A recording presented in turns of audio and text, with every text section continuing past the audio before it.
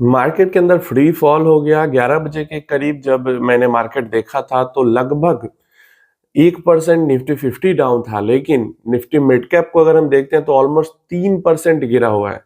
Small cap micro cap 4% 4% से ज्यादा गिरे हुए हैं। तो मार्केट के अंदर में अचानक से खासकर small cap mid cap micro cap में भयंकर क्रैश आ गया। एक दिन में अगर 4% एक ट्रेडिंग सेशन में खुलने के एक साथ ही मतलब, और ये सुबह से गिरा हुआ है, खुलने के बाद ही अगर आधे घंटे के अंदर में 3% 4% गिरावट हो जाए किसी सेगमेंट में, तो डेफिनेटली ये क्रैश वाला सिचुएशन हो जाता है। अब अचानक ऐसा क्या हो गया कि मार्केट गिर गई इतनी ज्यादा, इंडियन मार्केट। तो देखिए, अगर मैं सीरियसली सही सही बोलूं तो कुछ भी इतना खराब नहीं हुआ है। कहीं पे ग्लोबली कोई इतना जबरदस्त इशू रातों रात नहीं आया है कि एक बार में स्मॉल कैप इंडेक्स हमारा 4% प्लस गिरा हुआ है। कोई ऐसा इशू नहीं आया। यहाँ पे जस्ट ये प्री बजट के पहले लोग अपने आप को हल्का कर रहे हैं, लोग अपने पोजीशन को खाली कर रहे हैं, बस इसी कारण से मार्केट गिर रही है। जैसे मुझे आपको बजट से कोई उम्मीद नहीं है, मेजॉरिटी में लोगों को भी यही लगता है कि बजट में अगर थोड़ा सा भी इधर उधर हुआ तो मार्केट भयंकर गिरेगा। मतलब ऐसा हो भी सकता है, नहीं भी हो सकता है। इस कारण से लोग प्रिकॉशन के लिए बेच के निकल रहे हैं बाहर कि भाई निकल के साइड हो जाओ, बजट आ जाएगा उसके बाद वापस से खरीद लेंगे। यही माइंडसेट ही हो गया लोगों का, और यही एक रीजन ही यहाँ पे समझ में आता है कि क्यों इतनी ज्यादा गिरावट हो रही है। बस इसके अलावा कोई रीजन नहीं है।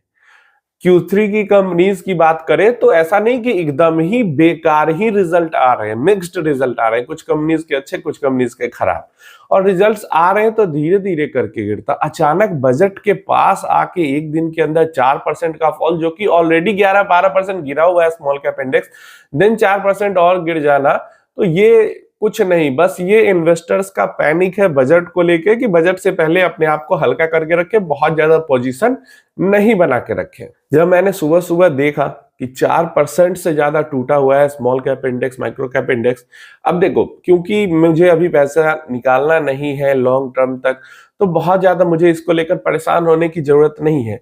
लेकिन फिर भी देखो, जो इमोशनल बिहेवियर होता है एक इन्वेस्टर का, वो कैसे प्ले आउट करता है कि मुझे अभी पैसे निकालने भी नहीं है, मुझे पता है आगे चल के रिकवरी भी हो जाएगी, फिर भी अंदर से थोड़ा बुरा फील हो रहा था कि एक दिन के अंदर इतना नहीं गिरना चाहिए था।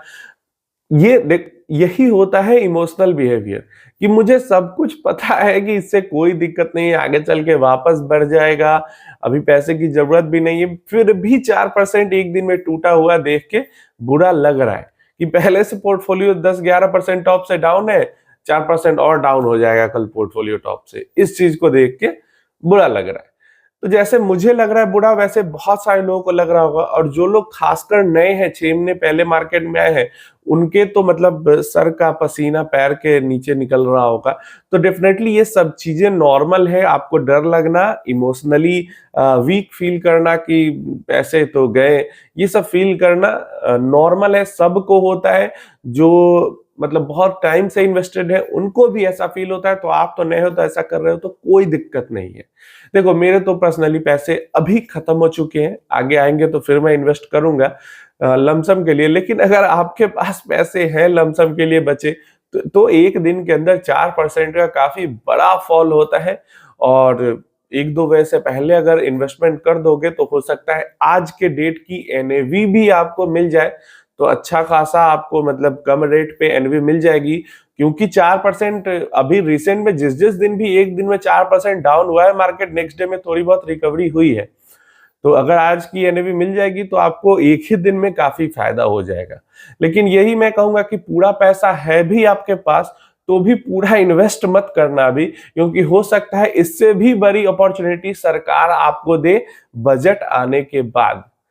सरकार कुछ भी कर सकती है, इन्वेस्टर का ख्याल रखने के लिए ऐसा बजट लाएगी कि बाजार एक दिन में 5-7% भी घुस जाए, ऐसा भी बजट सरकार ला सकती है। कोई दिक्कत नहीं है, धीरे धीरे चल के फिर ऊपर चलेगा मार्केट। अच्छी बजट आएगी तो जल्दी ऊपर जाएगा, खराब बजट आएगी तो थोड़ा लेट से ऊपर जाएगा, लेकिन जाएगा ऊपर ही। तो बुरा फील हो रहा होगा, इमोशनली आपको खराब लग रहा होगा, लेकिन यही मौका है डट के रहने का। जैसे मुझे भी बुरा लग रहा है, लेकिन हु डटा हुआ है, आपको भी डटे रहना है।